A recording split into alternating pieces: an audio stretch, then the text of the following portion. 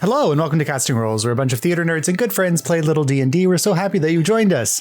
Take a moment to subscribe to the show. It takes just a click and earns our unending thanks. Leave us a like and drop a comment for campaign 2.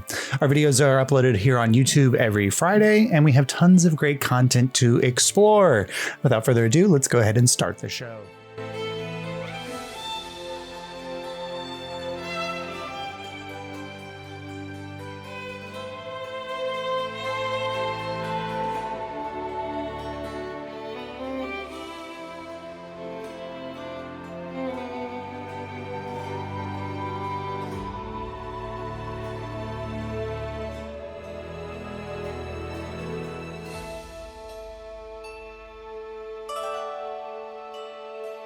Last time, our crew of adventurers traveled to the Valley of the Opal, where they discovered the seemingly mostly abandoned compound of a magical university patrolled by crystalline golems and animated brooms and hedge clippers.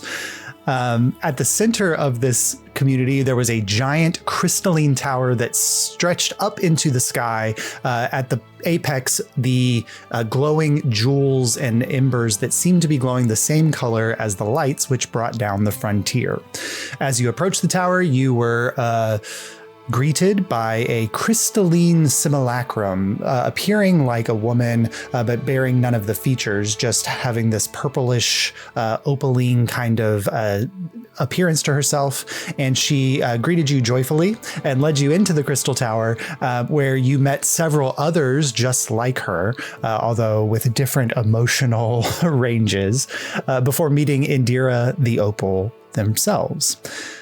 She was a proud, beautiful wizard who seemed to be locked in a state of pure logic and was convinced that the veil was still active. In a moment of clarity, her consciousness kind of returned to her, and she informed you that she had shattered her psyche into all of her simulacrum, and some of them had run away from her control, and she needed them all back together under the tower in order to be put back together to aid the party. You all agreed to help and were led out of the chamber by Indira's joy. So, as we join in with that moment, you guys are leaving the tower compound and exit out the main front doors onto the high steps overlooking the university complex below you. And Indira is just like doing like the docent talking about everything as you walk by. So she's like, oh, that's the staircase that leads down into the library, and that's the staircase that leads up to the orrery, and she's kind of looking around at everything as she goes, but then you're out in the sunlight. And so for Rob, who missed the blessings of the temple or the tower last week, you met Indira's joy, Indira's, what was the other one? So don't confuse. Indira's anger. Joy, anger. Who is yelling at you? Sadness and indifference. Yes. And they were all just kind of yelling at you from, or anger was just yelling at you from places. Indifference didn't really care if you were there. Joy was happy to just be in your presence. And sadness was crying every time she spoke to Andalus for the most part. But they are simulacrum. They appear very much like Indira, and except they are made of glass instead of snow. Indira kind of looks out at the campus and says, well, we have not had visitors in some time. I do think that perhaps the dormitories may be the best situation for you all to go for the night before you start on your expedition in the morning to repair Indira.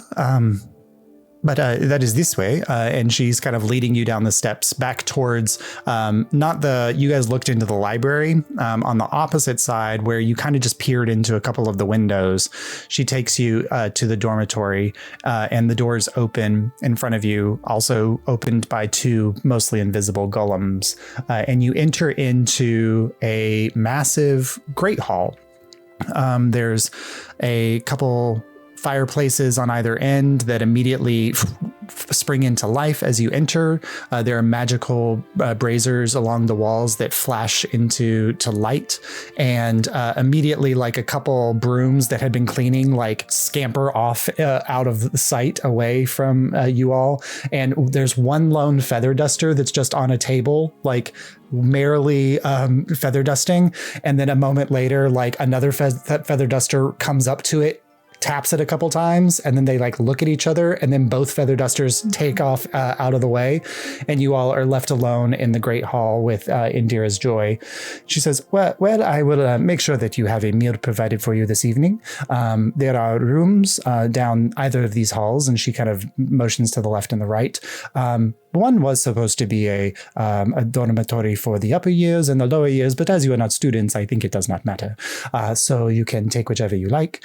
There is a hot spring bath on the lower level of this area that is fed by a local spring, and you are more than welcome to take part in it. And anything that you need, just... She kind of looks around for a moment, then she finally like claps, and this like little bell flies over and lands on the table in front of you, and it like shakes for a moment, like ding, and she goes, "Not now. If you need help, just ring the bell." And the bell like rings. I didn't say now. They don't need help. When they need help, ring the bell. Can I answer any questions for you before I go on to my duties? So it looks like the bell really wants to get rung. Oh yeah, it's a very eager bell. Okay. Well, why don't we just test it really quick, make sure it works? Okay. What kind of help would you like? Oh no, I just want to make sure that you can hear the bell if I ring it. I'm standing right here. Oh, okay. Well. But you are more than welcome to test it. You don't have to. You can. Let's give it a try real quick. Okay. I don't want to ring it too. Bonnie goes to touch the bell, and the bell like shimmies out of the way a little bit. I need you to make a persuasion check for the bell. Oh, Amazing. It's like a cat. It's like, I want to ring. No, I don't want to. No. Pet me. No, don't touch me. What are you doing? I'm trying to think what Bonnie's going to say here. I mean, it's not just any kind of regular old bell that can't summon someone like you, Indira. Does a 16 work? Yeah, so as you kind of say that, the bell is reminded of its purpose, and it sits for a moment and lets you grab its handle, and then you ring it, and it's a proud, happy sounding bell, and Indira goes, beautiful, beautiful. It rings to your liking, I suppose? Yeah, I think that's just perfect. Absolutely. And I'm gonna lean down next to me like, good job. Good. The bell kind of like shakes a little bit from the praise. Indira's Joy kind of steps back and she says, well, before I go, are there any allergies or dining preferences for the evening? No. Chef's choice then. So, fantastic. Indira, who is cooking today? Oh, Indifference. Oh, maybe. We'll see what happens. I'll offer some spices out of my bag. Okay. She kind of takes them in her hand, and then she like waves, and you see this like chest appear in the air next to her, and she just opens it and drops them into it, and she closes it, and the chest disappears. Thank you. It will be happy. I will prepare the dessert. So at least we know one of them would be good. All right. And she kind of bows to you all. I do have a yes. I do have a quick question. How safe would it be for us to wander about a bit, just to scratch that itch of curiosity about the campus itself? Well, if you are feeling quite itchy, as I said, that the grounds do have a hot spring, you could clean off the itch very easily. But if you would like to wander the grounds, I would just highly recommend that you avoid, what's the current danger zone? Paul. Oh, yes, I would highly recommend that you avoid the gardens on the northern side of the glade, near the tower on the north side of the campus. They have been quite unruly of late. What have been Any unruly? specific reason? Oh, the gardens are unruly. They sometimes get a mind of their own, and the beasts within them as well. No. Is that expected or Anything is that expected quite here. unusual? Oh no, everything's perfectly fine. Huh. All right. Well, appreciate the heads up. Oh, an idiom. Yes. Yeah. What did she just call me? Well, if there is nothing else I can do for you, I will leave you to your afternoon. I assume like a post-sunset dinner is a good time, or do you prefer to eat later, as some from the continent do? Post sunset should work just fine for us. Thank you. Absolutely. Please, again, if you need anything, ring the bell. Not now, when they need you. All right, bye. And she kind of turns and walks out of the hall, leaving you to this grand chamber that has dozens of circular tables. It looks like it would probably serve as like a study hall for students, but also a gathering place for them. There are warm settees and like couches. There's a sunken area that has pillows and things like that. There appears to be a couple tables that have covers over them that maybe have a heater on the inside or something for the cooler nights. The back wall is a beautiful stained glass image of a sweeping blue skies with clouds and mountains, kind of a recreation of the area around the valley. And then there's two main halls that go off on either side, and two fireplaces in the chamber as well. It's actually getting a little stuffy with the fireplaces because it is always a comfortable like 75 degrees under the dome in the valley. Are we alone now? I'm gonna lean over to Ravik. You're alone, except for the bell. Sorry. You go ahead, Bonnie. I'm gonna go find Ravik.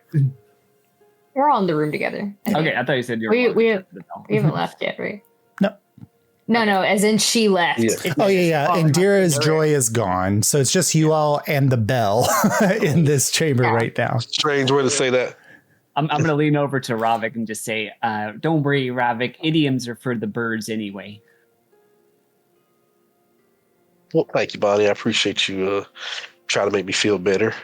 I thought that was the nice one. I didn't know it would go around insulting people, but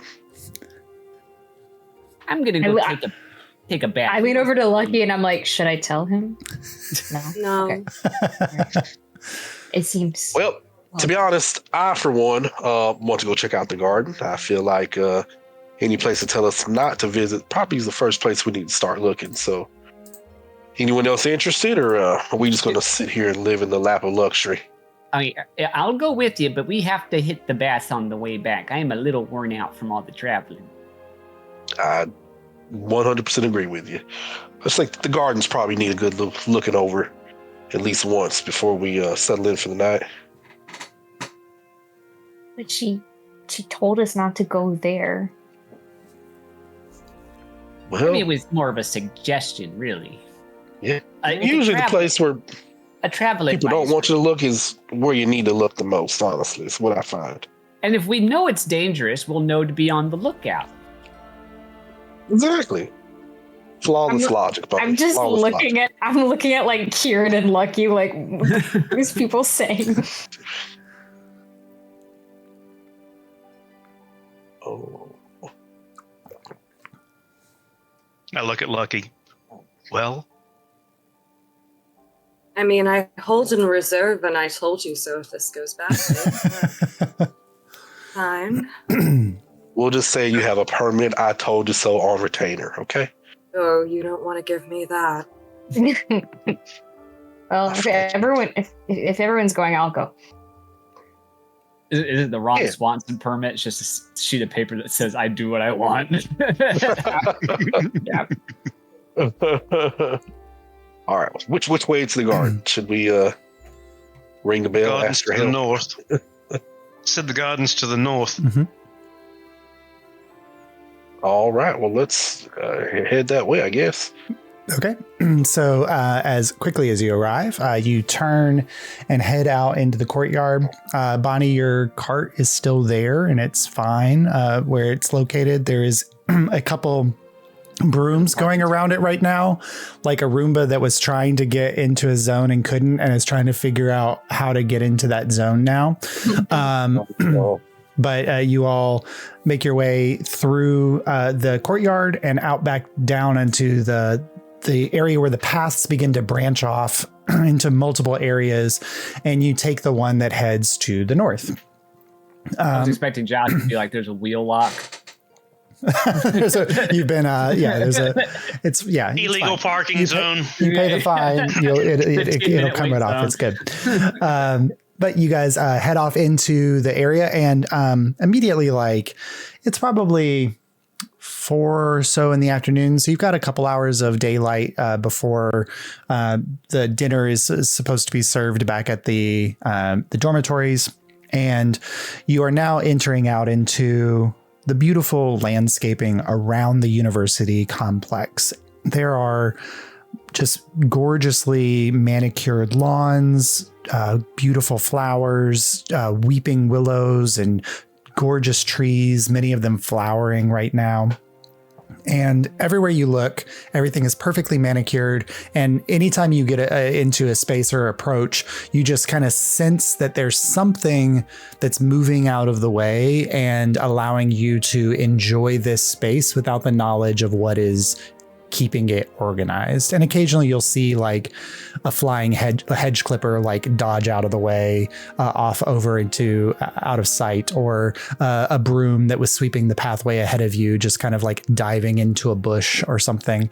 But beyond that, like the animated servants present here are not letting themselves be known. But you turn to the north, and you kind of wind through a few quiet kind of parks or places with benches or outdoor seating areas.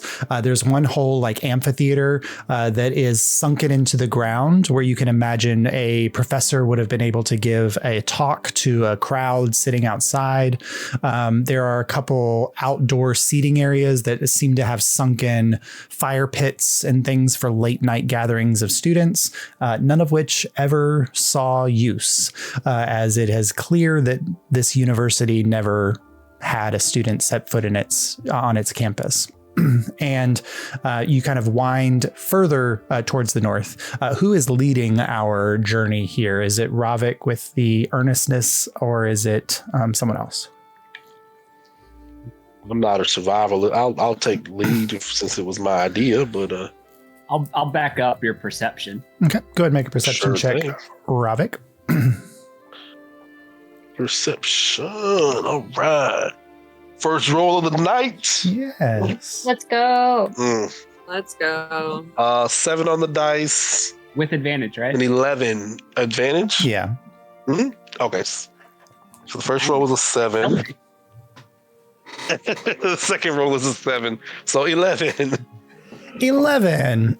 All right. So, Ravik, it does not take you long to guide the group along kind of the twisting pathways here to what your best guess is the garden.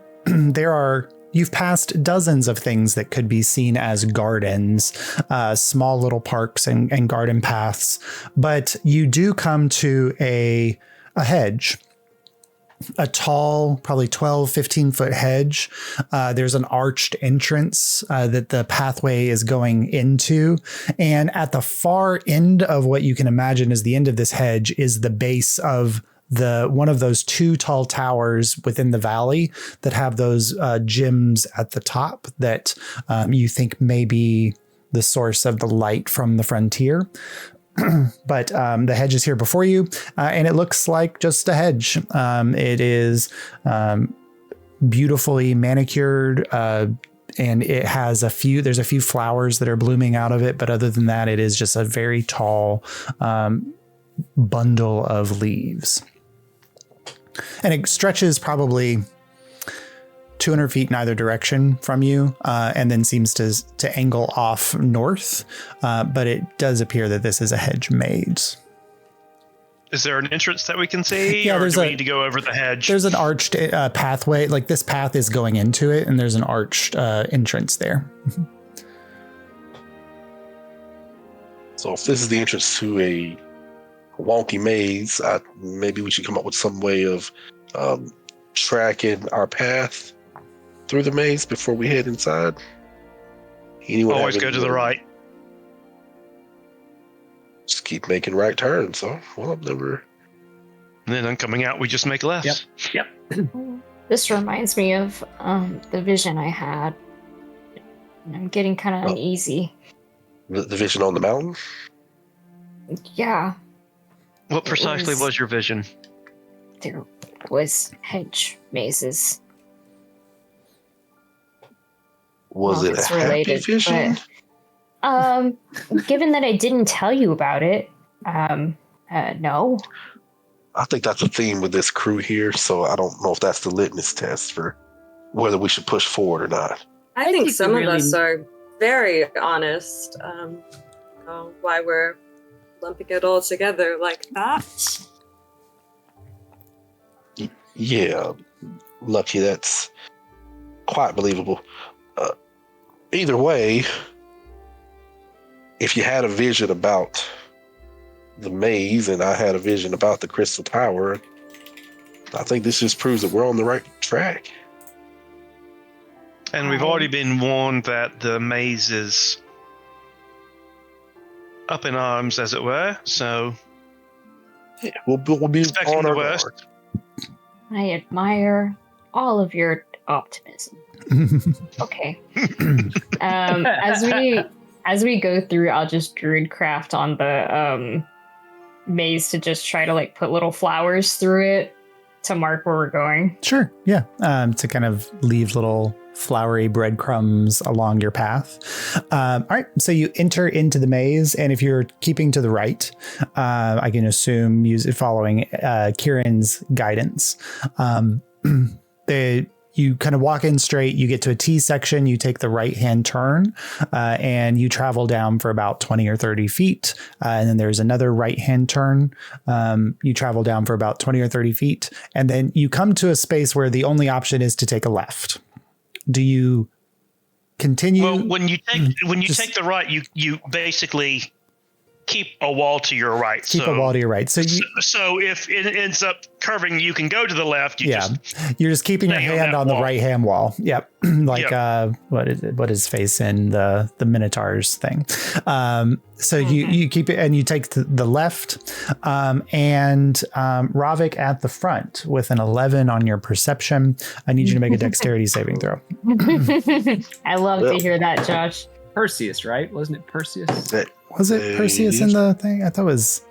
Can't remember who was the Minotaur. Yeah, Perseus the Minotaur. I know Daedalus made the maze. That's all I know. Yes. Yep. Ooh, 15 on the dice plus 3 and 18. 18. So Theseus. Theseus, thank you. There you go. Sorry. Theseus and the That was Minotaur. going to bother me. Sorry.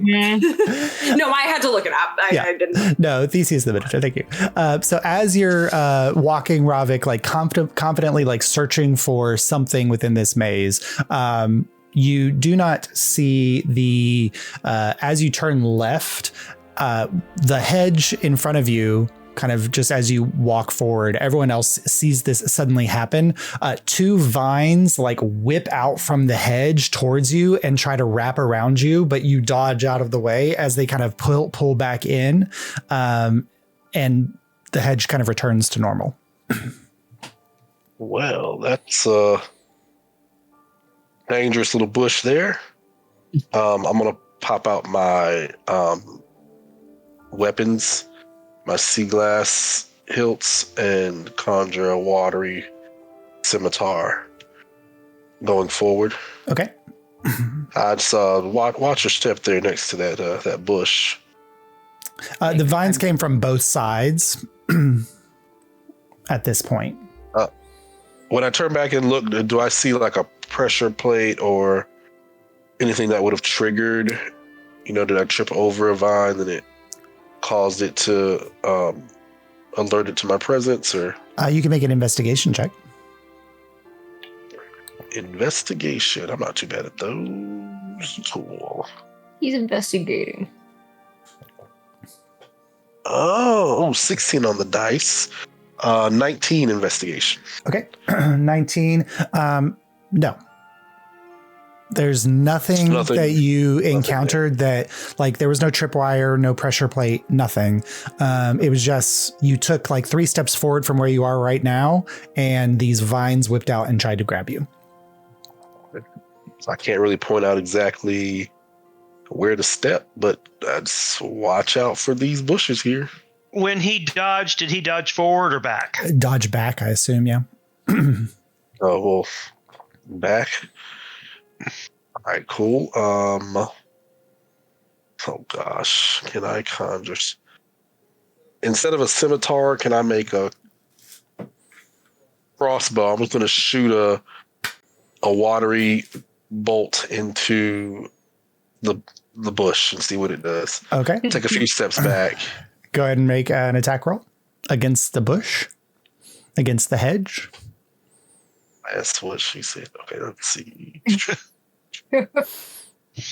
25 to hit. 25 hits. Go ahead and roll damage. I hit something. All right. Okay, remember the mechanics of this guy. It's a 12 damage. 12 points of damage. As the bolt flies off into the hedge, and I mean, it just like sinks into the hedge. Like you're not aiming at a creature. You're not aiming at something that you can recognize. You feel like you made contact with something. And for a moment, like nothing happens. There's no movement in the hedge. And then Kieran, does an 18 hit you? Yes, it does. Lucky, does a 15 hit you? I think so. Yep. Okay. Bonnie misses. That was a 1 on the die. Andalus, a 15 hits. So Andalus has mage armor. Yeah. 15 hits. Oh, do I? I have mage armor? Oh, so it's... So what does it give me? I would have tapped you on the butt or something. And No, don't do that. I will kill you. Well, not my son. He doesn't know what you're doing. Mage armor is 50. Plus Do 2. robots even Have butts? Yeah, he's Where- caked up. I'm just All kidding. right. No, I have no idea. I just wanted to make sure. Mage armor increases your AC by 13 plus your dexterity modifier. 13 plus Dex. I think that gives me. That gives me 12. Thank you. I have a -1 Dex. Oh, you have -1 dex. Okay, yeah, so 12. I'm a robot. I'm an incredibly 12. heavy robot. And then Ravik does a 17 hit you. Oh, just hits, yeah. Okay, cool. So as it goes, you all like sit there for a moment, and Bonnie, did I get Bonnie? Bonnie missed. You It missed did. Bonnie. Yeah. I would like to, since I'm right next to Ravik, I would like to use my protection reaction to give disadvantage to the roll. Okay. Ooh. It was the same number on the die. So I think it still hits. Yeah. I appreciate it, Bonnie. As right. Ravik fires, you all kind of just sitting there waiting, like nothing seems to happen. And then suddenly you just see, like, from the far end of this hall that you've turned down into, you just start seeing like movement in the hedge, like traveling down in your direction. And then as it gets to a point, like, from behind you, from the sides, from everywhere around you, these vines whip out and wrap around Lucky, Ravik, Kieran, and Andalus, and you are each dragged into the hedge in separate directions. Bonnie, you are left alone suddenly in the middle of the hedge maze. Like nobody's near me. Nobody's near you. Oh It's my god. it's my nightmare. This is literally my worst nightmare. It's like the ultimate split the party. Yeah. Y'all, you don't understand. I'm actually afraid of hedges. So this is what I think happens in the... Josh, can we have a cinematic moment here? Yeah, sure. Right before, so there's like a little flashback to right before we went into the maze and Lucky pulled a tarot card. just to like see what the vibe would be. And it was the Three of Pentacles reversed, which I don't know if you guys know what that means, but it's basically, I'll post it in the chat. It says here, a lack of quality in work performance.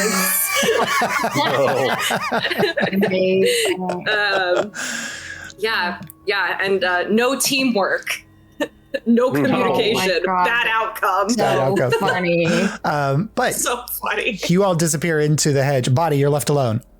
What do you Do do? I see what direction Andulicite went off in? Andulicite went off to your right.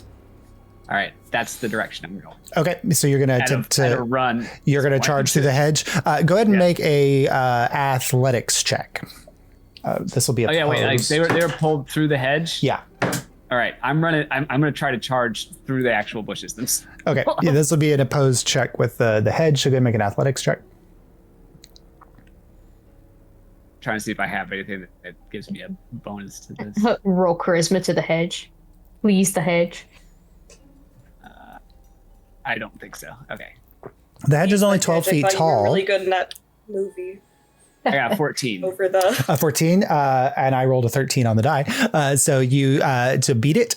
And so you plow into the hedge, and like Bonnie has run through underbrush and leaves and branches before. It is like hitting a wall. But then you kind of push through and force through, and you just hear something like the crack and break of branches around you. And then you kind of tumble out into a corridor on the other side. And then you start hearing the stitching of the branches behind you as the hedge closes back up. And you find yourself in a chamber, and Andalus, as you are pulled through the hedge and deposited in this next room, or like this next hallway, suddenly, like behind you, you hear a crashing sound as Bonnie bards through the hedge, and then it is there in front of you. Giant hedge knight. Okay, it wasn't. It was just funny. I thought it was like my nightmare again. Are you okay, Andulicite? Yeah. They just put me here. All right, we need to go find the others. Yeah, I want to leave. All right, I can get you back outside the maze, but No, I mean, once we have everyone, we'll leave. Yes, we'll leave. Well, once we find everyone, we'll leave. All right. Where are they? Can I make a perception check to try to see where I need to go next? Yeah, sure. Well, you are at you are at a dead end, and so the only direction to go is one. There's one way to go from here. Yeah. I also stop you, and I see if Dot can fly above the hedge, if she can look over.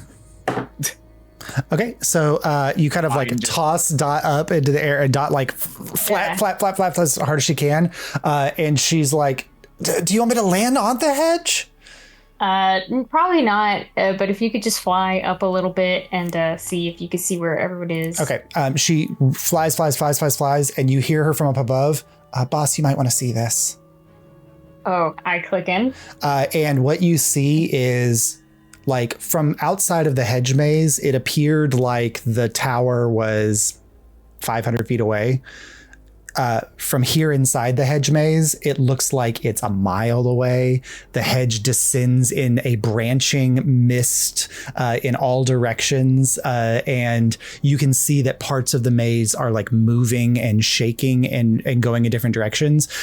For player purposes, you have entered into a hedge mimic. Hedge mimic? yeah. So like you can see it from all directions. When Dottie kind of flies and turns back around, you can see that like the exit is still close by, but the distance is there. But Andalus, go ahead and make a perception check through Dottie's eyes. It's your perception. Trash. I hate this. No, I mean, it's amazing, but me personally hate this. I feel like there's that meme about the gazebo, where everyone's convinced the gazebo is a mimic. Yeah. I got a 25. 25. So through the haze and fog in the distance, you do see there are 3 like spots within the maze that are glowing with like this bluish light. You get the sense of like some kind of like magical essence or something is happening at each of those spots. But then Dottie's like, okay, my wings are tired. And she kind of like falls back down to your area. Catch her. Yeah, Dot didn't see anyone else, but there's some other stuff, and we're really far away and it keeps moving. Ooh, yeah, I don't like the sound of that. Yeah, it's almost like when that person told us not to go here. That was good advice. Well, I'm not going to fight you on that one. But we're in the situation now. We're just going to have to get our way out of it with our other party members. I'm wondering where they possibly could have gone. And at that, Lucky, you feel the vine wrap around your waist and pull you backwards into the hedge, like watching Andalus disappear in the hedge on the opposite side of you. And like it opens up behind you. So it's not like you're being like dragged through and being scraped. It's like it opens up. And then as soon as you fall backwards and land in another section of the hedge, you see it kind of close up in front of you. And you are looking around and you are alone. What do you do, Lucky?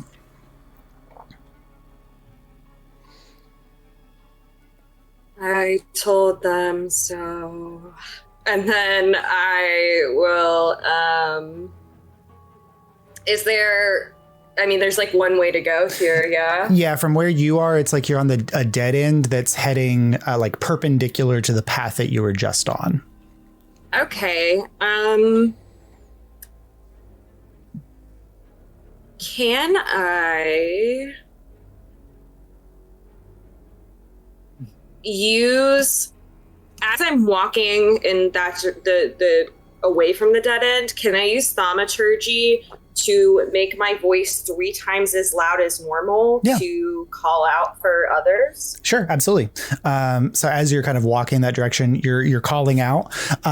You do get the sense that there's something like magically dampening sound here that your normal voice would never pierce the top of the maze, but because you're amplifying your voice, it is it is likely that somebody would be able to hear you. Okay, yeah, I'm looking for people close by. And I guess as I'm walking, I'll do a perception check to see if there's anything else that's like, looks like the maze might grab me, or signs that somebody else is around. Yeah, sure. Go ahead and make a perception check.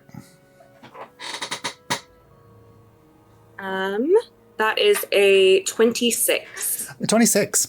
So as you're walking and kind of shouting out and calling for attention, you walk for a little while, and then you get to a split where it's like a T split. You can go left or right. And you're looking down the left-hand side, and it kind of goes and then seems to curve towards the further north, like towards where the tower is off in the distance. And then the right-hand side does the same thing. It also goes further down and then curves further to the north. And you don't see any of your compatriots. You don't see any like crossing points that would come in to intersect with those two paths where they might cross through. But you do catch movement on the right-hand path as you're looking, not movement in the hedge, but like probably halfway down between where you are and where that path turns, you hear like a noise, and then you just see something like hop out into the middle of the path. And you just see this like gray, white, like chipmunk or something like that, like a small like furry mammal creature, kind of like hops out of the hedge and is like sniffing around on the ground and like pawing into the dirt, like maybe burying a nut or something in the dirt. Oh. Just kind of kneel down, look as not threatening as possible. So, hello. So it's kind of like looking away from you, and then as you kind of call out to it, it like picks up its head, and then it turns in your direction and it starts running at you. No. and as it's running, no, be my friend. Make a animal handling check. Okay.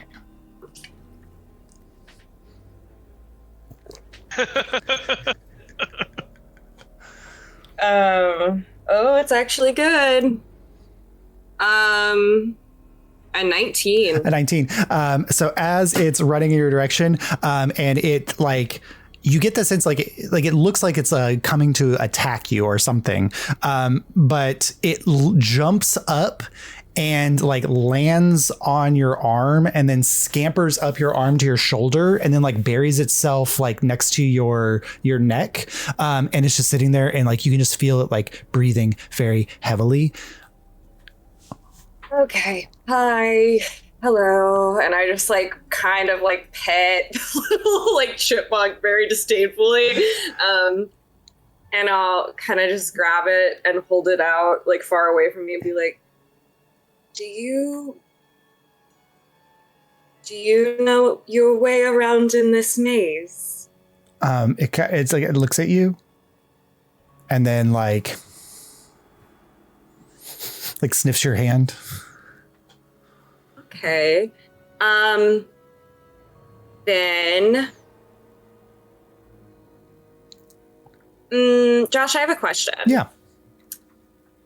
I don't know if this does tongues work on animals. I think it is only on spoken languages because there is a speak with animals spell. The ability to understand any spoken language, yeah. You wouldn't say a little chipmunk communicates by squeaking. Unfortunately, because you wouldn't say that is the case. Unfortunately, because there is a spell that does it, yeah. Yeah, no. That makes sense. I didn't even take that today anyway. I just wanted to know. So I will.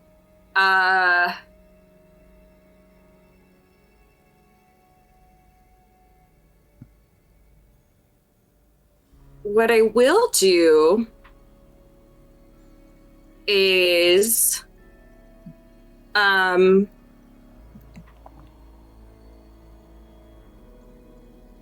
will. Sorry. I'll pull out some of my. Am I going to waste a third level spell on this creature? I am. I'll cast Create Food or Water, and I'll give this little thing like the most delectable fucking acorns you've ever seen in your life. Like so succulent. Like just crazy. I'm picturing Scrat now. Just starts like like how they can like put them into their cheek pouches and it like goes down, like, filling his cheek pouches with it, and then you just hear like the sounds of dozens of other chipmunks like appearing out of the hedge, and you notice that they're all coming from the right hand side. There are none that are coming from the left hand side of that turn. Okay. And they all just like bound out and they're like just stuffing their mouths with all of these acorns, and like chittering at each other.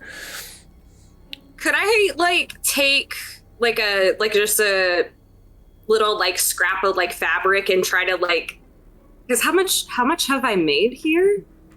It's like 30 pounds. I'm not giving them 45 pounds of 45 food. Pounds. That's insane. But I will give them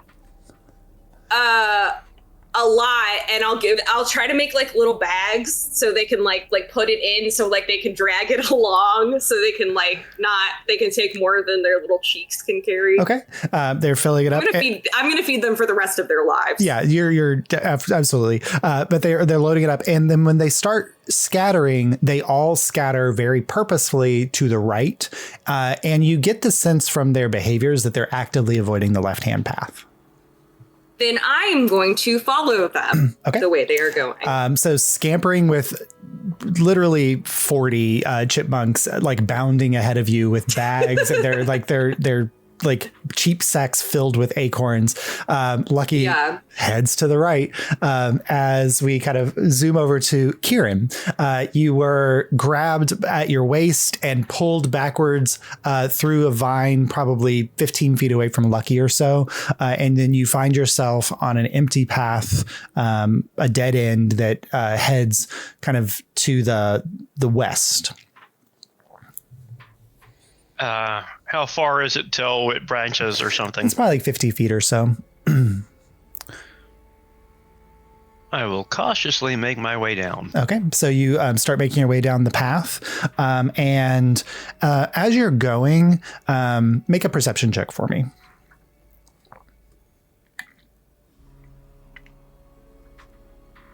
Perception. 16 plus 5. 21. 21. So as you're going, like the path is mostly like dirt hard. When you get to the end and you turn left, is the only path you can turn here. You start to step, and it's like you are stepping, and it's like I feel like was walking on dirt, and now it's like a spongy surface. Like maybe you're walking on moss or something like that. But the further you're walking this direction, it's getting kind of like a sponginess to it. It's got to give to what you're doing. Does the change in scenery pause you at all, or do you just keep walking that direction? Oh, no. I pause, and I'm going to pull out my sword and see if I can penetrate the ground. Okay. So for purposes, I need you to make an attack roll. For purposes. What is that? Stabbing the ground. For penetration purposes, he has to roll. I wish this was the first time this has happened to Ace. That's 15. 15. Yeah. So you hit, and like you expect, like, dirt or mud or something, but you hit something, and this spongy surface gives in much the same way that like a muscle might give when you hit it, and then immediately the entire ground in front of you begins to like undulate and move, and it rises up behind you and begins to roll forward as the ground is a massive like tongue that is trying to slurp you down this hallway in this direction now that you've keyed it into your position. I try and leap over the wave to get outside of the tongue. Okay, go ahead and make an athletics check. Okay, athletics. Acrobatics or athletics? I think your jump is tied specifically to athletics. 17 plus 2, 19. Okay, so you kind of run a little bit, and then as the wave is kind of curling down on you, you turn in just enough time to see that it is guiding you towards a hole in the ground that this like the ground tongue is coming out of and is pulling in that direction. And you pause for a second and then leap backwards, the wave crashing underneath you and then disappearing into the hole. And kind of like a trapdoor spider, the tongue like creates a block on the hole, and you can't see it anymore as you land. But when you land, you're on like solid ground. I'm gonna run and jump over the tongue trapdoor. Okay, as Kieran runs and jumps over this the tongue trapdoor, Ravik, you fire your bolt into the hedge. Everything seems fine, and then you feel a vine wrap around your waist and not pull you through the hedge like it has everyone else. It flings you through the air deeper into the maze. I need you to make a dexterity saving throw. Well, of course you do. Let's see. Ooh, a 17 on the dice plus 3. Okay, so you avoid taking most of the fall damage as you find yourself flying through the air. And as you're flying, you kind of get a moment where you see like Dottie fly up above the hedge. And then you kind of wave. You disappear and land. And Ravik, you find yourself in this open square, like a fountain area. There's like a fountain at the center, and then there's a ring of runes that are going around the fountain, and the fountain is giving off this dull blue glow. And the water in the fountain, instead of like rising from the top and going to the bottom, you can tell that the water is in the pool at the bottom and is rising upwards to go into the upper areas of the fountain. So it's like a reverse fountain. And you are kind of looking around, and there are 3 entrances that are coming into this section that you could go out of, or you could explore the fountain area where you are. My my curiosity getting the best of me, I'm going to go explore that glowing fountain and see if it has something to do with this giant mimic maze. Okay. Maybe it's powering it or something. Yeah. As you are looking at it, go ahead and make an Arcana check. Now you know good and well my backstory. That's okay.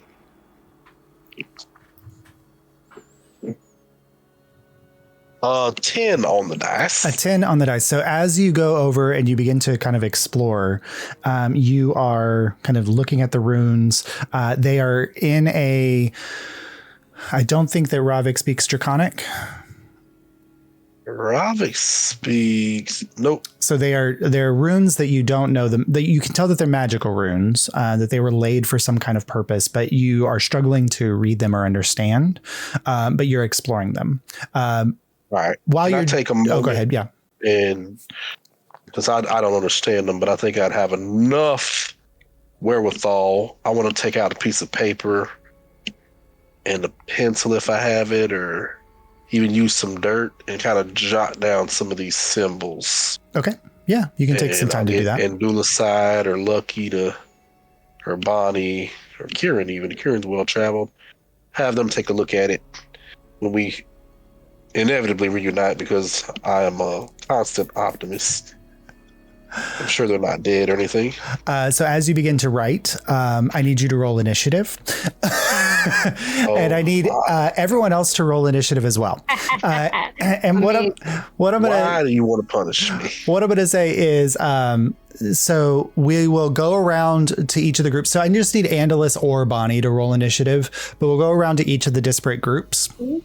And it will determine kind of like the order of what you're doing. Sure. I will let Lucky, Kieran, and Andalus Bonnie know that you have 3 rounds to make it to Ravik before he's going to be overwhelmed by what's happening in that square. You are all in that quadrant of the maze, so you can make it within 3 rounds. It will just take 3 successes. If there's a challenge, it could be you're going to kind of like think about ways to overcome that challenge, or if there's no challenge at that point, it is simply a survival or perception check to succeed to make headway through the maze. Okay. So let me grab my... Ravik, what was your initiative roll? 16. 16. Okay. Lucky. 17. Lucky. Kieran. 25. Moving up. So Kieran. Oh, wow. First. Rolled a 19. And then did Andalus or Bonnie roll for your group?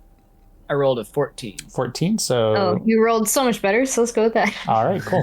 Perfect. So that's Andalus and Bonnie together. All right, cool. So Kieran, as you... Since I'm already running. Yes, as you fly over the hole and you just kind of see like the tongue is there for a second, and you can tell like if a ground tongue weird thing could express disappointment, it does. And then you see it kind of like begin to unroll back down the path where you came because it didn't capture anything. And you land on the other side. Kieran, you are in the man-eating plants section of the hedge maze. So just knowing that you are going to potentially encounter anything like that. For this first round, you don't see anything in immediate danger, so you may make a perception or a survival check to pass through the hedge. They are both +5, so it doesn't matter. Okay.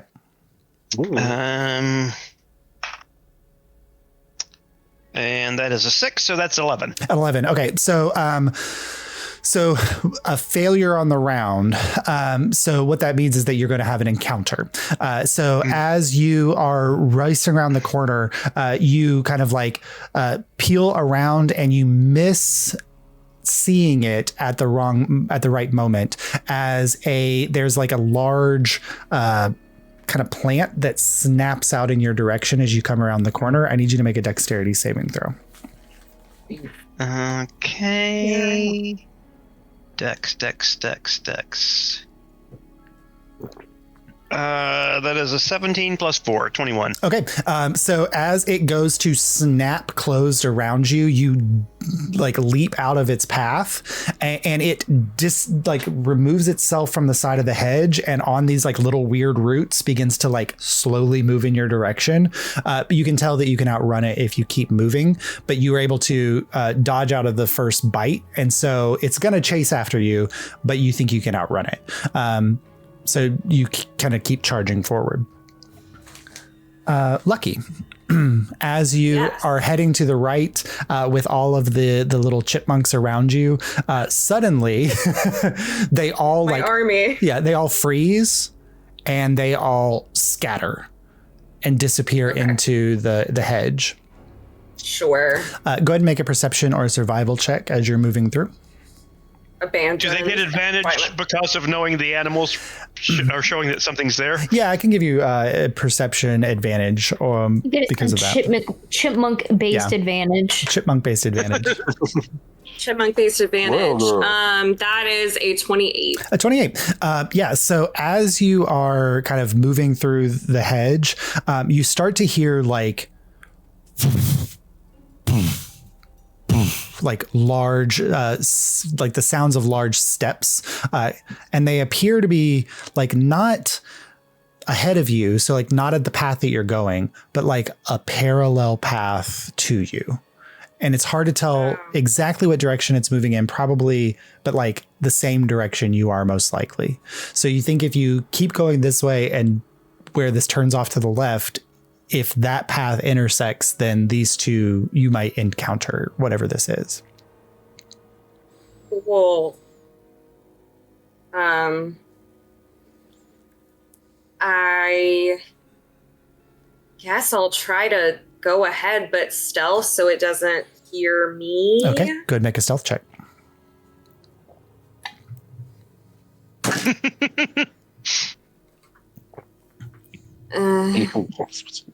A 9. A 9. Okay. So Lucky, like stealthily moving through the hedge maze, and you just hear that as you go. And I think I'm just wearing too much jewelry to really be that stealthy. probably. And as you get to the end of the path, that was Abel's problem. Yep. Jingle jangle. Jingle jingle. As you get to the end of the path, you kind of pause for a second and like look around the corner, and you see that like this path keeps going forward. And at the very far end of it, you see the entrance to a squared off, you can see a fountain, like a blue light glowing from the fountain, probably 200 yards ahead of you.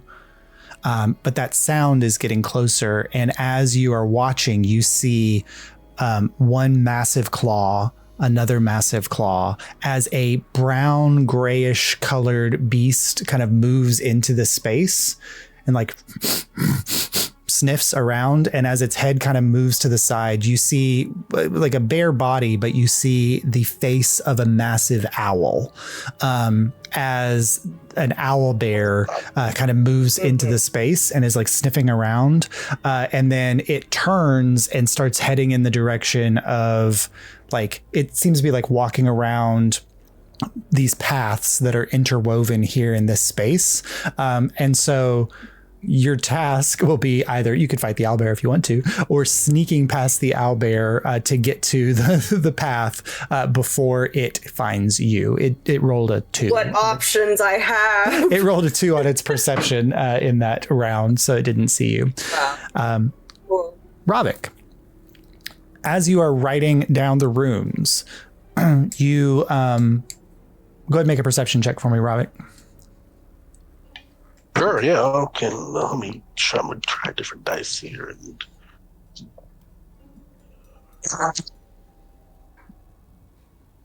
Reception.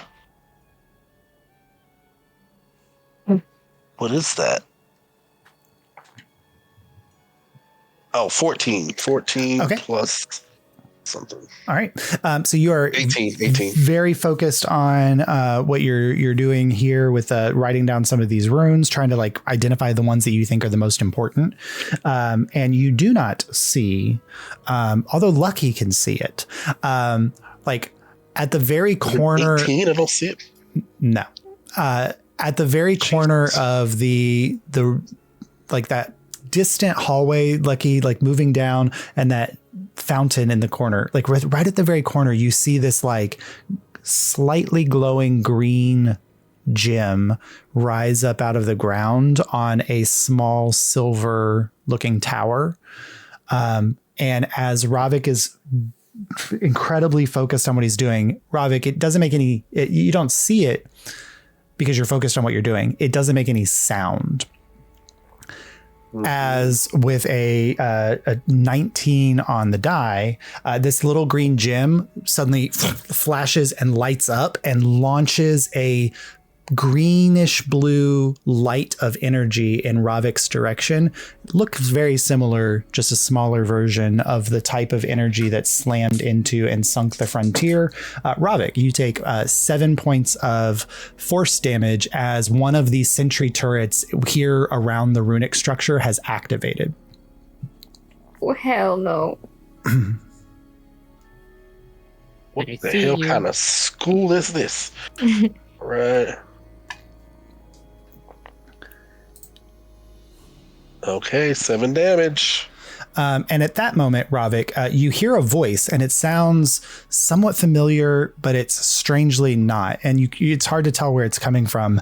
And it just says, and then they said that they would go into the thing, and then there would be a darkness, and then we would all be absorbed by the darkness. We must protect ourselves from the darkness, right? As you get the sense that one of the simulacrum is somewhere in the hedge, but its voice amplified and being able to be heard in the whole hedge.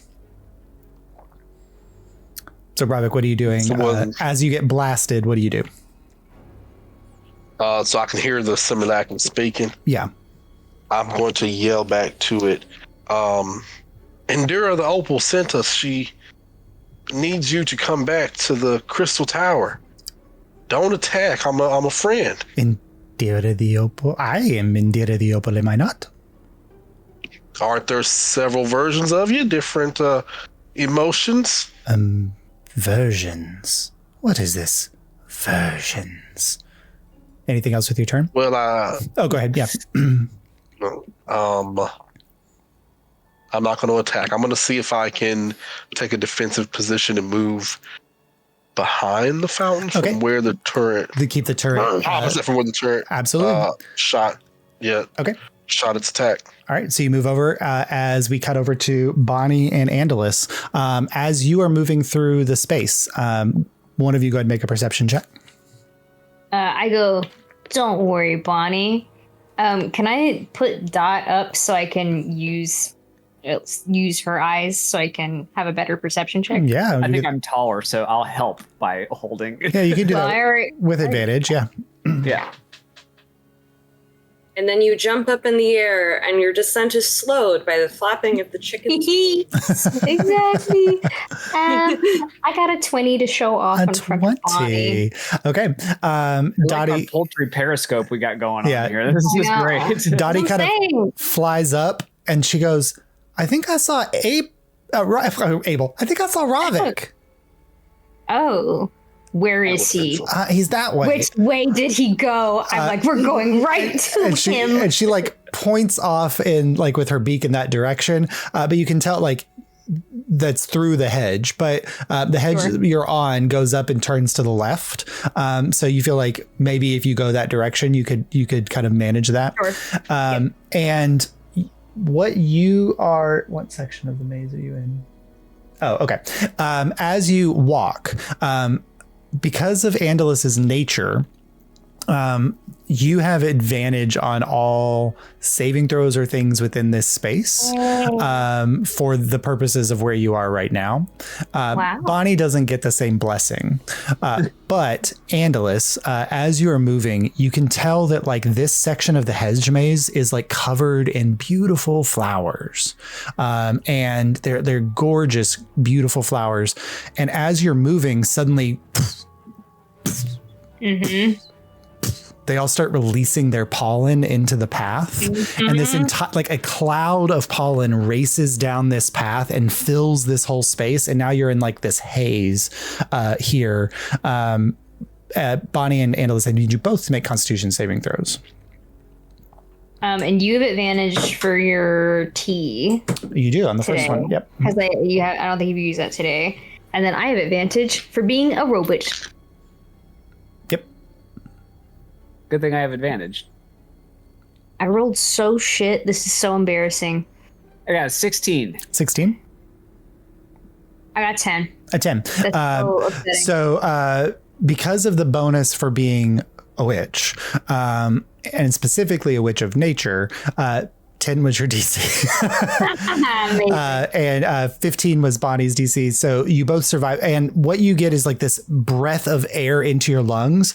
And like for a moment, you're like, oh, I could just go to sleep here. And then you realize like that would be a bad idea. And you charge forward and you pass through this first little haze and you turn to the left and you see that you get to a crossway path. The flowers on one side are all orange. The flowers on the other side are all blue. Which way would you go? Blue or orange? I'm trying to think how he would think about this. Can I roll nature to see if there's any logic to this for me? Yeah, sure. I think you're on with that one. I don't. Oh, no, I do have. I am proficient in nature, so yeah, I can help with that. Oh yeah, you want to help? Yeah. Hey. Ooh, much better. Thank you. I got a 19. A 19. So the flowers to the left, you can realize that are all they're all fire lilies. The flowers to the right are also lilies, but they're blue, which you don't know like any blue lilies. Sure. Like mimic lilies. Yeah. Are fire lilies like literal fire, or are they just? They're just fiery lilies? They're orange lilies, yeah. Mm-hmm. I look at Bonnie and I tell you these things, and I'm like, maybe the fire lilies? We know what that is. Can I check with Dottie one more time? You throw Dottie up in the air again. Yeah, do the. And Dottie like it kind of flies up, and she goes, "I think both of these paths connect to the blue spot where I saw Ravik fly." If they both connect, let's take the orange one because I know those are real flowers. Okay. Okay. All right. Yep. So you guys charge up and turn to the left to head down the path with the fire lilies as we go back to Kieran. Kieran, you dodge out of the way of the man-eating plant, and it is following behind you. Go ahead and make a survival or perception check for this round. That's much better. That's a natural 18, so that's 23. 23. That beats the DC by 5, which means in this round, Kieran, you charge through and you are able to you see like the little tendrils of vine that are tracing across into the dirt, where 2 more of those massive man-eating flowers are waiting to jump out and grab whatever's passing by. And you nimbly dodge over the roots as you move, and you skid around a corner and find yourself in a chamber, a large square chamber with a fountain at the center that is reversing in its water content, blue light coming around it. And from where your angle is, you do not see Ravik in the chamber because he is hiding from your current vantage point. But you are now in this big space. What would you like to do? Perception check. Okay, go ahead and make another perception check. plus 5. That's 13. 13.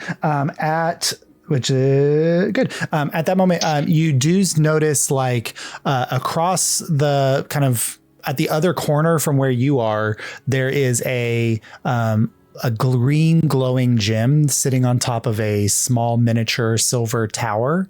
And it looks like the energy in the gem is slowly building because the light is getting brighter and brighter. At the same moment that right where you're standing at your corner, you hear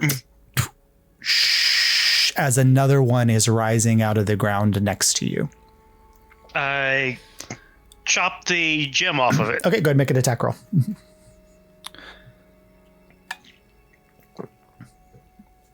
Attack is 16. 16, that hits. I will say that these have a damage threshold that you have to get past to do any damage to them. So go ahead and roll damage. Okay. Oof. This is not going to be good. 11. You go ahead and you swing and you feel yourself make contact, but it's like you hit the outside of an invisible shell around the tower piece, and your sword just kind of like bounces off. You made full contact, but you weren't able to dig through the power of whatever the tower is. And you see like the green light on it is beginning to glow and get brighter. Okay, because that's not going to work because I can only do one more point of damage, so I'm not going to get through the threshold.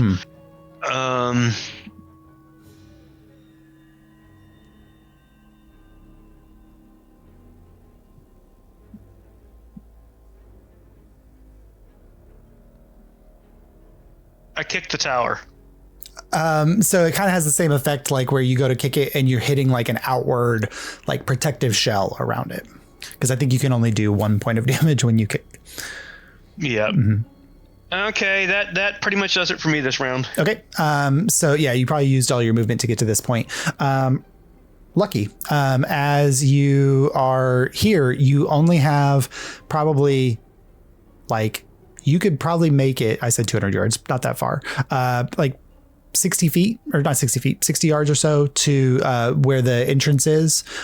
You could make it if you ran, but that would probably draw the attention of the owlbear, or you could decide to snake. I would like to stealth. Okay. I would like to stealth. Go ahead and roll your stealth check. Oh. Okay. What about a 5? So as you are going, you're slowly moving across and stealthing, and you see where like the owlbear had like turned and had gone down a path, and you watch it for a moment as it like turns and goes down another path and kind of out of sight. And then you walk past that and there's a hedge, and then the other path is there, and you can see like the owlbear, like it could turn and come up this way, or it could keep going. This is like a cross maze of entrances and walkways here. And you wait for a moment and it doesn't turn to come up this walkway. It goes past and you keep going. And then you step on a twig or something there in front of you. And suddenly, like, you hear as the owlbear turns and like begins to like gets to the end of the path and like looks down the path and sees you there and begins to charge. What would you like to do? I run away from the thing. Okay, you can use your action to dash if you'd like to as well, now that you're not stealthing. If I cast a spell here, would I be able to get as far? So if you have to use your action, no. But if you can have a spell with your bonus action, then you could. Mm-hmm. I think weirdly this is a bonus action. Give me a second. I have so many. Yep, that you do.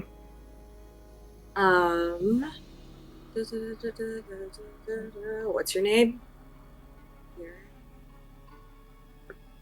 The real question is, what level are you? First? Okay. Yes. It is a bonus action. Okay, I cast Sanctuary on myself. Okay. And then So you take off running and you make it up to like the entrance to the the square chamber with the fountain. And from your angle, right around the exact same moment that you do it, you see Kieran kind of slide into the space as well. And then Kieran, you like look up from where you tried to kick the turret, and you see Lucky come into the space where the turret is right next to where he is on the other side. Neither of you can see Ravik because Ravik is hiding behind the fountain from your angle. But you are now both in the chamber, and Lucky, you hear like the pounding sound of the owlbear charging behind you from the other direction. Ravik. That's my name. Don't wear it out. Ravik. It's your turn.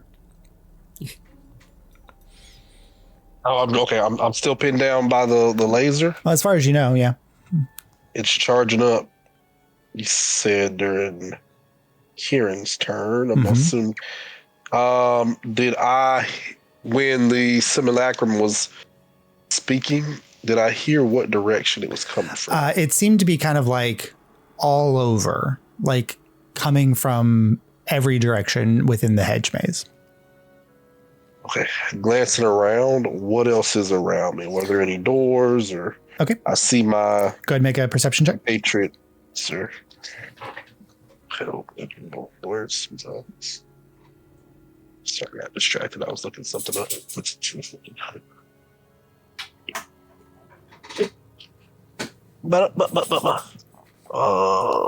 16 on the dice and a 20. Okay. Yeah, you peek around the fountain and you see Lucky and Kieran sliding into the chamber here with you. And another turret is popping up over by Kieran. There are those two exits out of this chamber, and then there's another exit off on the other corner on the other side. Okay. Ooh, doesn't leave me a lot of options. Okay, let me see. I'll take a shot at the turret that Kieran tried to attack. With your crossbow? Eldritch Blast. Okay, No, go ahead and make an Eldritch Blast attack against him. Eldritch Blast. Ooh, 19 on the dice. And it's a D10 of damage. Let's see. 8 damage on that one. And then I get 2 of them.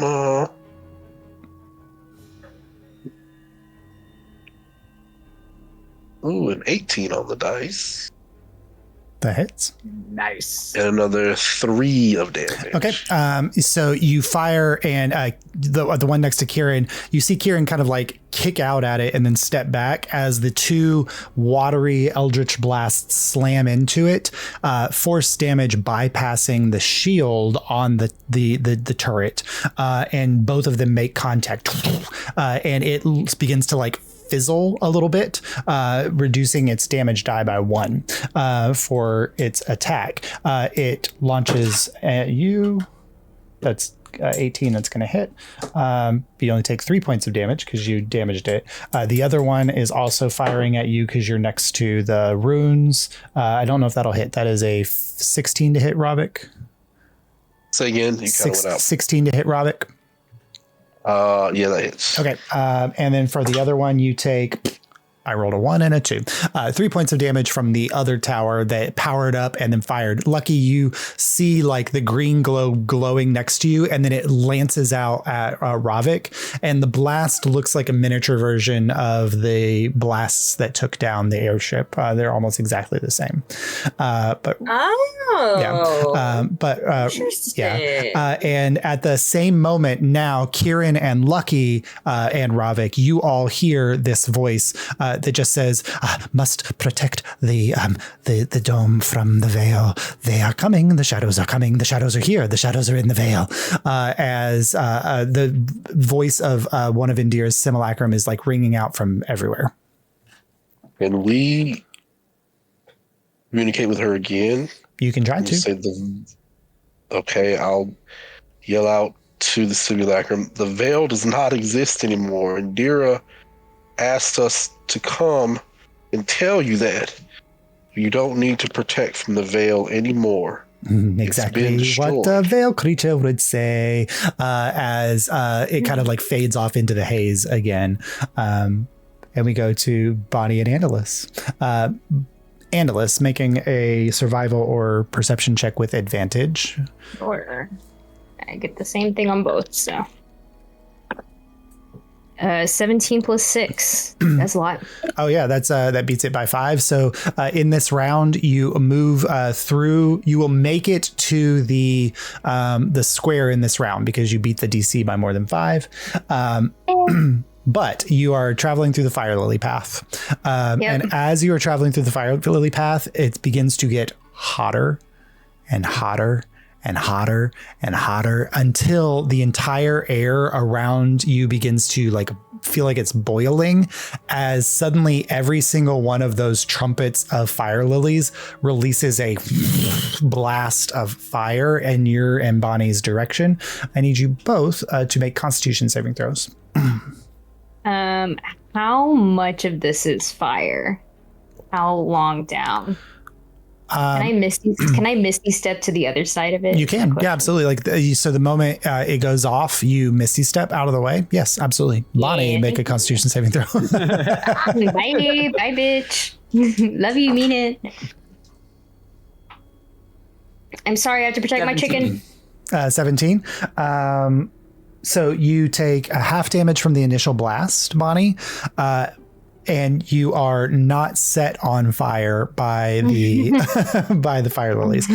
So you take 6 points of fire damage as the blast goes off, and then it kind of retreats long enough for you to run out of the corridor, kind of like patting yourself from the blast of heat that came in your direction, as Andalus suddenly like pops into existence at the end of it, safe. And then you all turn to look and you see a squared off chamber with a fountain. You can see Kieran and you can see Ravik.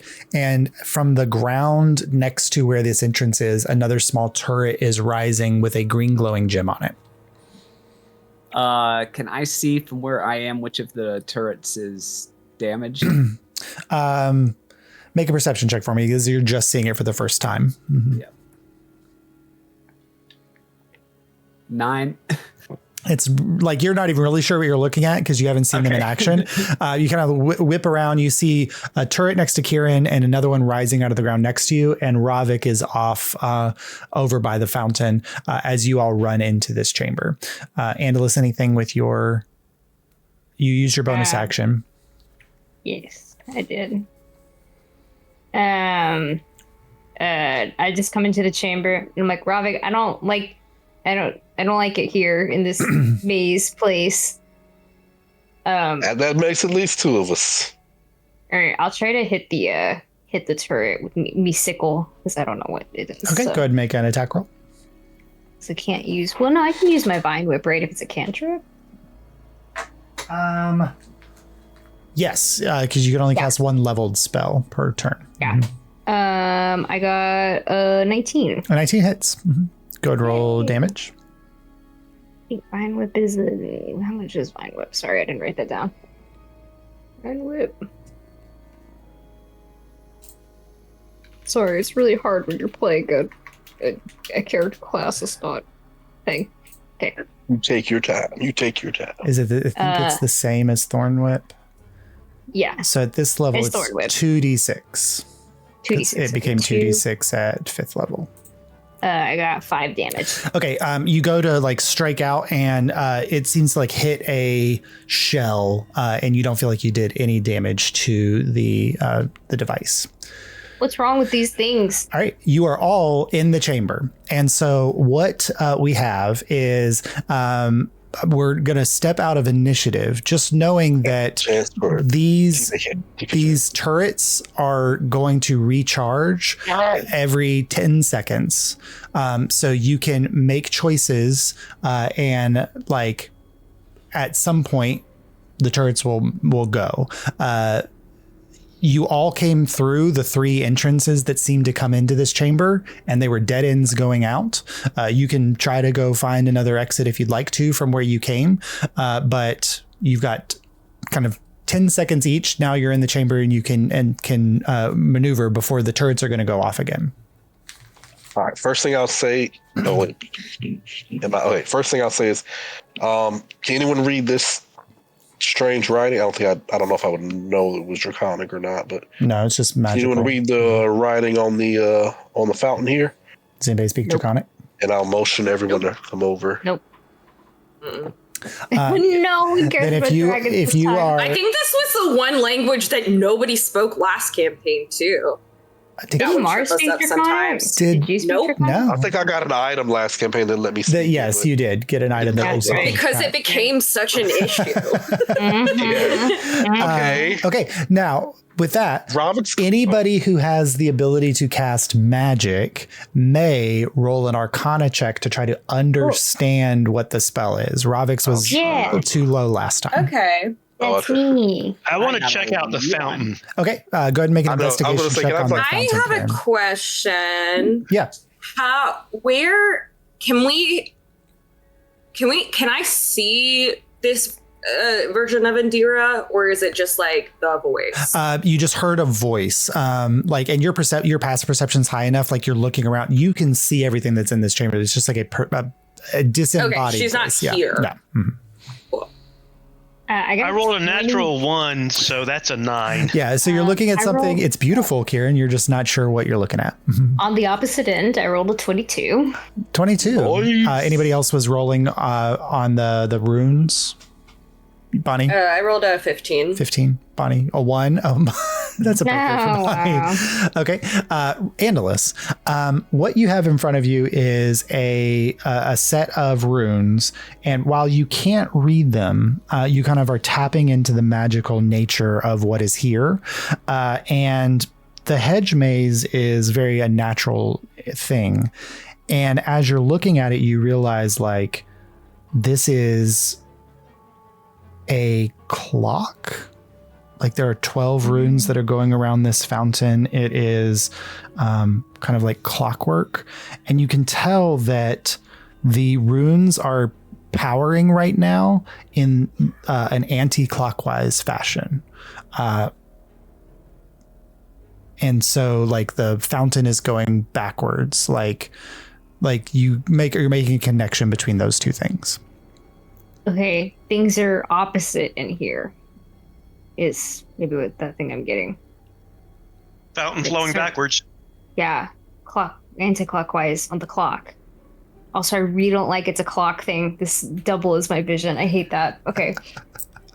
Tick. Can we see where the glow is coming from? Like what's called, like, is there a power center or a gem causing that blue glow powering the fountain? The glow is coming from the my water God. itself. I go, I yell, and I'm like, Lucky, can you try to heal them? I don't know if that would work. Heal The runes. what? Okay. Things might work opposite. Yeah, I go try to heal him. This I can heal from a distance because of my feat that Josh invented for me. So from 30 feet away, I will cast a Cure Wounds on this thing. On the runes? No, on the turret. On the turret. Okay. So go ahead and roll. I have no idea. Go ahead and roll your healing on the turret. I'm willing to try anything. Okay, thank you. Lucky loves being asked to heal, actually. I do, especially in a weird situation like this. Okay, that is a 15. 15 points of healing. As you release the spell, it slams into the turret, and the turret like disintegrates in space, and some of the energy splashes onto the hedge behind, and the hedge, like the energy from the hedge, like wilts away, and it turns into just kind of like sticks as some of the leaves fall and die away. God, that's great. So Oh my god! healing I'll keep. magic does damage. How many more turrets are left? There's currently 3, or there's currently 2 other ones. Yeah. Yeah. I feel so smart. Oh my god. I go just like- heal a second, baby. Okay. Go ahead and roll the damage on that, as one of them is going to fire off on, who's you can see. Andalus is closest to the rune. So Andalus, a 16 hits you. Yeah, it does. You take would like to 7 use my- points. Oh, go ahead. I would like to use my reaction for To make that. a disadvantage? So that disadvantage, yeah. With disadvantage, the disadvantage roll was a natural 20. So it still hits, but it's not a crit. 7 points of force damage to you, Andalus. Sure, thank you. And 20 points of healing damage As to the turret. as the light slams Oh, into weird. Andalus, like this healing spell blasts into it, and you see it like wither away as the area around it, the hedge around it, also kind of wilts. Around that time, you start to hear the sound, Lucky, of an approaching as the owlbear is beginning to run in this direction. Yeah. I'm going to roll a die, and this is going to determine something. Lucky, odds or evens? I don't. Why me? Because you're lucky. Why? You're lucky. Wait, why would you set me up like this? Even. Even. So as the owlbear is charging, and you all are trying to deal with like the turrets while also trying to figure out what's going on with the runes, you all see this massive owlbear suddenly appear kind of through the mist, like charging out of the way that Lucky was. And Lucky, as it approaches you, like this shadow, like you're under sanctuary, it can't target you, so you know it's going to go for. Oh, sanctuary would have dropped. Oh, that's right. Spells. Oh, that's right. Yeah. So it's kind of moving in your direction. You know it's going to target you, and with an 8 on the die, suddenly from all directions from the room that you just left, you start seeing acorns, like hundreds of acorns flying out and beating the thing, as like these chipmunks begin to harass the owlbear and try to force it off in a different direction. And so let's see. With an 18 on the die, so with an 18 on a die, the owlbear like turns and goes back into its like its pathway where it can dodge out of the way of all of this harassment from the chipmunks. Whether it bought you permanent salvation from the owlbear or not, it definitely bought you a round. I don't care. This is the best thing that's ever happened to me. Incredible. I yell out, "Thank you." To the sound. all my I feel like we're all just looking at you like, friends. what the fuck? You yell out thank you, and you hear Indira's disembodied voice. You're welcome. No. not okay. All right. There's one turret left. I will go heal that one. I'm out of first level, so I will have to heal this at second level. Okay. Go ahead and roll your damage on it. You only got so many spells in the day, kids. Why did I roll a d20? Oops. I guess it's like I'm used to attacking things with d20. Oh. 21. 21. Oh wait, no, Jesus. Oh, that's 4. Hold on, let me get the real amount of damage. A level 2.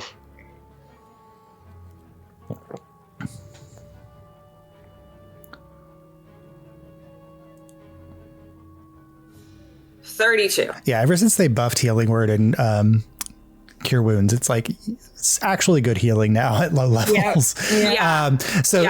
This one kind of also like disintegrates as the entire hedge behind it also, I mean, just like a hole is like blasted in it. And for a moment, you guys feel like you are out of danger. But the pathway behind you was blocked. The runes here in front of you, the fountain. What would you like to do? Good work. Let's together figure this out. Yeah, that was very inspired thinking. Oh, yeah, I did. I just took all the facts and put them together. It's like an All right, so before the owl bear comes back, let's figure out this little riddle here in front of us. What if Rob was just going to get in the water? Like what? I'm Get in the water. comfortable in the water. You might be able to breathe in the water, because everything's opposite. Normally can. Do I have breathe underwater? I think I do. You're a Well, sea no, elf. but you should be able. Well, then you might. If everything's drop. backwards, you might be able to breathe. I jump in. I'm amphibious for a certain amount of time. So. Well, that might mean you're not amphibious. as Kieran You see, descends the under- rune is the opposite, I can guys. The rune makes you Yeah. opposite. I can breathe underwater and I can breathe outside of water. So Either way, it unless doesn't it's work. Yeah. mimicking dirt. Either way, we're good. You're bisexual. Okay, It's Karen fine. and I will jump in. Why Yeah, not? so Kieran and Ravik, you jump into the water, and the fountain is surprisingly deep. Like you jump in, and immediately it goes above your head as you plunge into an underwater world almost. Like you're Give Karen a thumbs up. yeah, both of you make perception checks under the water. Since you're both technically water-based entities, you may make the perception check with advantage. It's good because I rolled a natural one. Ooh. That's a 19 on the 19. dice. 19 on the dice. Oh, But both of you 19s Nice. Yep. plus Mine's 19 with my The bonus. 23. Okay, 23, 19. 23. So both of you kind of like, as the bubbles clear from your entrance, you are warmed by this like pulsing blue glow from the base of the fountain, which is probably 30 or 40 feet below you. And you suddenly hear within the fountain this like, as you both see two arms of a clock at the bottom of the fountain, and it is moving in a anti-clockwise direction. Counterclockwise. Okay. Swimming down to it. And by the way, the auto algorithm, whatever sound you were making, we did not hear. Oh, like a ticking clock sound. So sorry, a ticking clock sound. Thank you, I Discord. thought it was just me. Yeah, tick tock. Tick. Discord was really But yeah, concerned. we'll you might be swim yelling. down towards the arms and kind of investigate. Okay. Like when you get Clock down to the hands. bottom, they are large, kind of silverish looking clock hands. And the one that is the minute hand is moving faster than minutes, but it's like moving like almost like a second. And as it makes a full rotation, the hour hand also moves backwards. And so like right now it's reading at like 5 o'clock in the afternoon, but it's slowly moving towards 4. Is there any kind of mechanism around here where we might be able to reverse the direction of it? You don't see any. You don't see any like levers or switches or anything like that. So I'll signal to Kieran. Let's just physically try to move the hands in the right direction. See what happens. Okay. So I like. I don't know if we can speak underwater. But, Both of you can breathe underwater. You can speak underwater. oh, well, yeah. I'll just tell them. Let's. I thought you had a telepathic thing. Maybe it was just lucky. I do, but Okay. I didn't think about that. Yeah, it's so I the- need a dual sight to remind me. The right two characters to be underwater are the half sea elf and the the Vidalkin. So like that's a pretty good mix. I'm not going in there. Yep. But okay, so both of you go down to the hands, and you begin to move them. Go ahead and both of you or one of you would like to give a strength check, or you can do it separately. But if one does it, it's with advantage.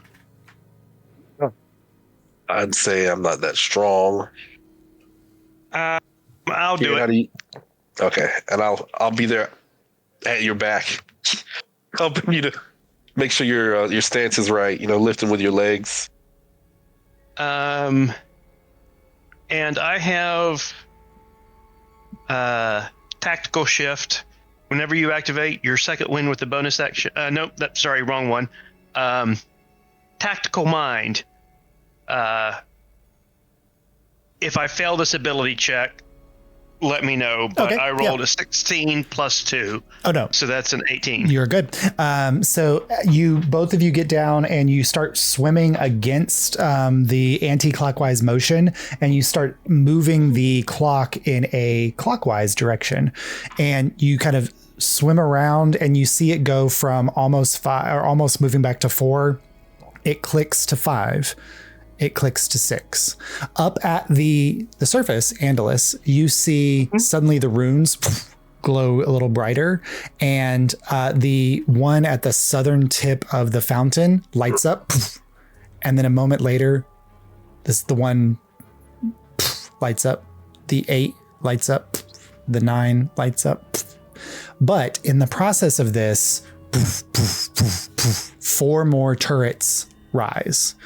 It will take an additional round for Kieran and Ravik to complete the rotation to get this to 12 o'clock, which is what you need to hit. Okay. Lucky, you guys can take 4 turret shots, or if Lucky wants to try to do something, or if anybody else has something that they would like to do to try to damage the turrets. Oh, buddy, there's only so many I have. Wait, Lucky, are you Hold okay with on me a healing sec. these turrets? give me a second here. Give me a second. I have an idea. You did notice that when force damage happened to the turrets, that also did damage. And you can probably sense why it's would you say because that? force damage is what they would normally be immune to. Oh, fun. That makes sense. Or that. Okay. This wouldn't work. I'd have to stretch this to make this work because they have to be bloodied creatures, which these things are not. I'm sorry, guys. I just have so much random healing stuff that I'm like going through it. Good. I have so many good But yeah, stuff. I mean, you can obviously go heal something, Bobby. Yeah. All right, I'm gonna take the potion of healing out of my bag and yeet it at the closest one. Okay, go ahead and make an athletics check. Or you could just roll with your strength and your proficiency, Okay, I'll roll with my strength and proficiency then. which is probably the same for your athletics.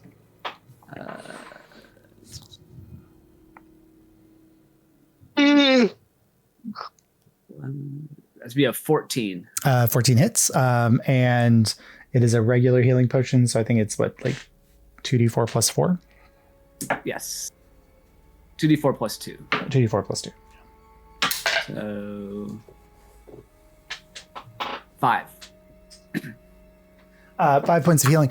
You all see like the potion splatters across the thing, and you see it's like circuitry just like begin to fizzle. It doesn't die, but it's reducing its ability to act, so it will only have 1 damage die instead of 2 for its attack this round. Anybody else have something before they go off? Oh, go ahead. Yeah, Lucky. How close together are these? So these are like inner turrets. So they are all around the fountain. So if you were standing kind of at the edge of the fountain, 2 of them would be within 30 feet of you, and the other 2 would be about 45 feet from you. Okay, so that won't work. But I can always just Is your spiritual weapon does force damage, right? No, it does radiant damage. Oh. yeah, it does radiant. What I will do is I'll use my I'll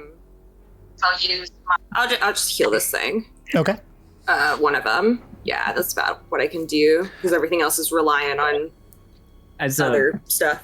As a bonus action, Josh, actually, because I still have movement and a bonus action, I'm going to run up to the one I damaged and lay on hands it another 5 points. Okay, that is enough. Nice. Nice. It explodes. Oh no. I'm getting feedback from Rob. We can mute him. I muted him. So Lucky, your I think the I don't think you can heal for less than 10, but go ahead and roll healing. I simply cannot. Okay, yeah. So I have a plus 9. Yeah, the other so one I simply cannot. goes off as well. So we've got 2 blasts, one coming for Lucky, one for Bonnie. That's a 5 for Lucky. That's going to miss. Bonnie, that is a 17 to hit. That's a miss. A miss. Okay. So 2 of these blasts like fly in your direction. Lucky, you dodge out of the way. Bonnie, you dodge out of the way. Kieran, give me one final strength check with advantage because you have Ravik's help to complete the circuit here. 15. 15. 15. So as you guys move, you all watch as the, like, what would be the 9 o'clock rune, the 10 o'clock rune, the 11 o'clock rune light up. And just as 3 more turrets like pop up from different points of the chamber, the 12 o'clock rune lights. And Kieran, you suddenly feel like the clock moves away from your grasp as it begins to move of its own accord in a clockwise direction. And suddenly you all hear like a chiming sound from above of like a clock striking 12, and the entire, like what was about a sunset time period suddenly, and you go into complete darkness.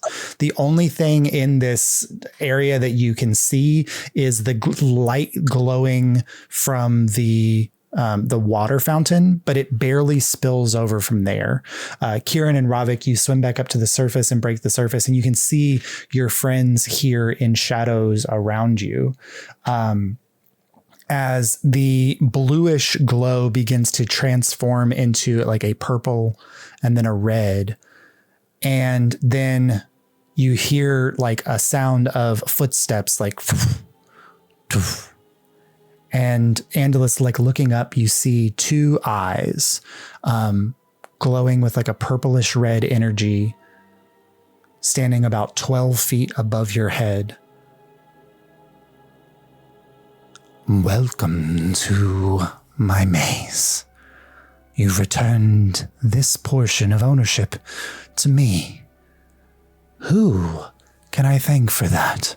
And you hear the sound of a massive creature, like leaning down, those 2 purplish eyes descending down towards your level, as behind them, these 2 braziers of light light up a purplish color, and all of you see a massive 12-foot tall, lion-bodied, winged woman face as a sphinx Oh my god! bends down in your direction. Wow. My name is Andulusite, and these are my companions. Andulusite and his companions. Well, I don't know if I should be listed first, but sure. Alphabetically, maybe. Well, alphabetizing is always important for information. I am It is. Tuthaliamus, once the headmistress of the Opaline that. Athenium. Tuthalamus. You were the headmistress. Well, I was hired as such by Indira. Do you know what happened here? To the her? maze? Yes. Confusion. Right. You said we restored order to this part of the You maze. should. Yes, you Is there allowed. other parts? There are 3 other runes of control within my maze. Or sorry, 2 other runes of control within my maze. You were able to breach the first. It seems that Indira's confusion has altered the magical essence of it. It may be difficult to get to the other 2 if that is your goal. Do you know what my- confusion is right now? Confusion is everywhere right now, if you can tell, but not here now. I think you've weakened its hold on this space as well. Hi, my name is Ravik. Might you have any insight on how we Ravik. can actually, reach confusion? They seem pretty difficult to hold a conversation with. She kind of like bends her head down onto her claws and looks at you for a moment. What is the greatest challenger to confusion, Ravik? Logic would be my best guess, madam.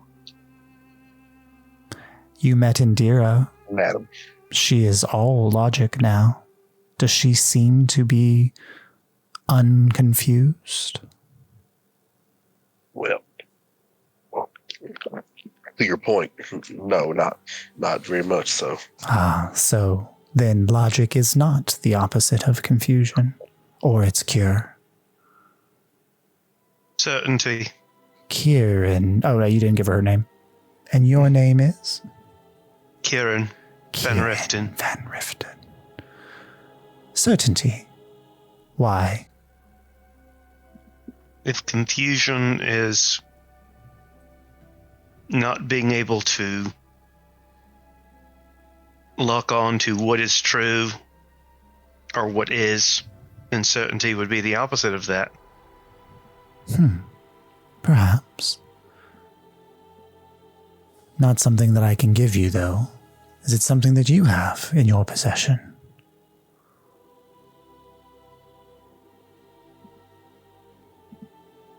Can't say for certain. Then we are confused, it seems. I think I have something that could help. Yes, your name? Lucky. Is it now? Yes. Lucky.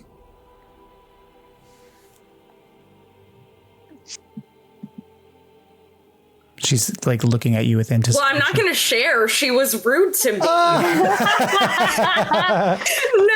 And Jules is looking Not at you unless like, she asked. No, not unless she asked. I'm not. I'm. Lucky is just like looking at her like what? All of you notice just like an eternal stare off is going to take place between these two individuals. As Tuthaliamus has literally eternity. That's, you know what? That's fine. I'll be here until someone else talks. I look at Bonnie to see if You're she muted. You're Ronnie. muted, Ronnie. But what are you saying, Andalus? I said I was looking to Bonnie to see if she knew. Don't look at me. I'm real bad at word games. Oh, I don't play word games. You would have to find my former husband for those. You were married? Once. Weren't we all? Oh, no, I've never been married. Oh. You might be better off for it. Your friend Lucky said that he had an answer. I think I might have offended him. I look at Lucky so pleadingly. I think it's understanding. What's the difference between understanding and certainty, Lucky?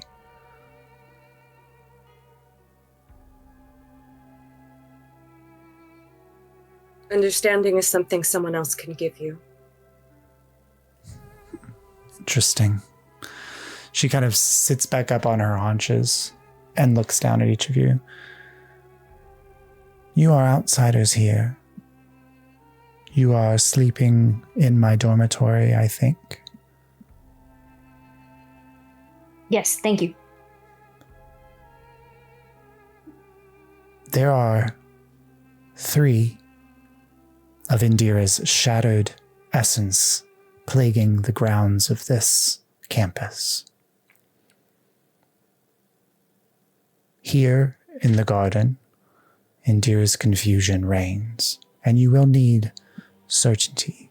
You will need understanding in order to safely traverse its perils and find her. She wants to be found. She just doesn't know it. She sees danger from every corner, and things often go backwards from what she imagines they should. In the basement of the library, the eternal troves,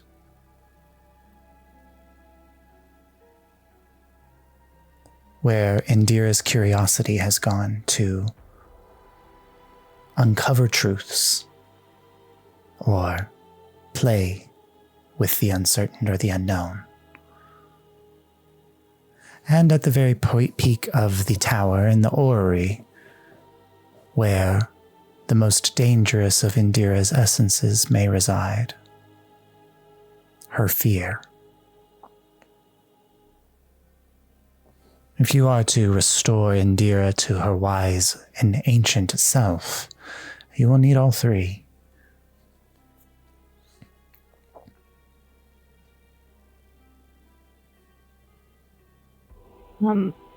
If we restore things, will it help you too? I imagine resting Indira's curiosity, or Indira's confusion's control from the maze will help. Me restore it to myself. My kind gains powers from its mazes, you see. Not getting many visitors now, I suppose. No. But it doesn't require visitors to be enjoyed.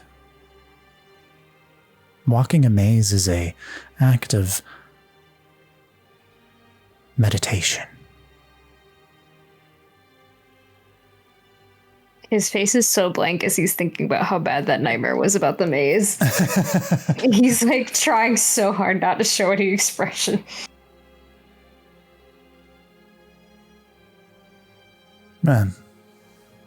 I could recommend a jaunt through the maze, but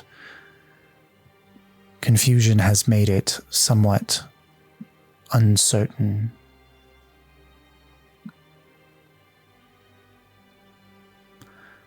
I can also, now that I have control, open you back up to the dormitory where you may sleep for the evening and try again. You may find greater luck by first tackling curiosity. The library is somewhat of a safer place, but there is a mysterious energy, a cloud there that even I can't see through. I think that's probably good. Lucky used a lot of healing, so to come back after. Also, do it when it's daylight. Yep, I agree. I absolutely agree. Ronnie, are you saying something? I didn't hear you. You're muted. Did you mute, Ronnie? Oh, If I unmuted him. you unmuted him? Hold on. Let me see on my end. Nope, you're still muted, Ronnie.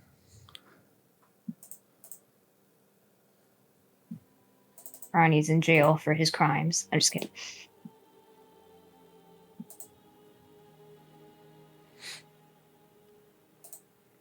Oh no. Oh, now he's jittering. No, you're still not coming through. Oh, he said, go ahead. Okay. So as you kind of make your decision, like, Tuthalamus's wings like fly up behind her and then stretch down, and you see like behind where she was, like where she's standing in this chamber, like that was a hedge wall. But as soon as she flaps her wings down, suddenly you just see braziers light up in a tunnel going all the way back, and you see it connect to the entrance of the maze that you walked through, that arched entrance. And now there's just a path that leads from that arched entrance to this first rune. You have unlocked this section of the maze for Tuthalamus and her control. And she says, I sleep in the dormitory, so I shall see you there if you have more questions. And suddenly the light, the moon like fades, the sun rises back up to its position, and it is now that 5 o'clock in the evening. The sun is getting ready to set. The tunnel going back to the entrance is still behind you. Tuthalamus is gone. That wasn't creepy at all. And she didn't, you can tell that she didn't just make the lights go out, that the sun and the moon literally moved time where you are. Like that she was so controlling the flow of time in this space. Mm-hmm. The hell? That's so cool. Which makes sense now why the clock is the activator for the runes here.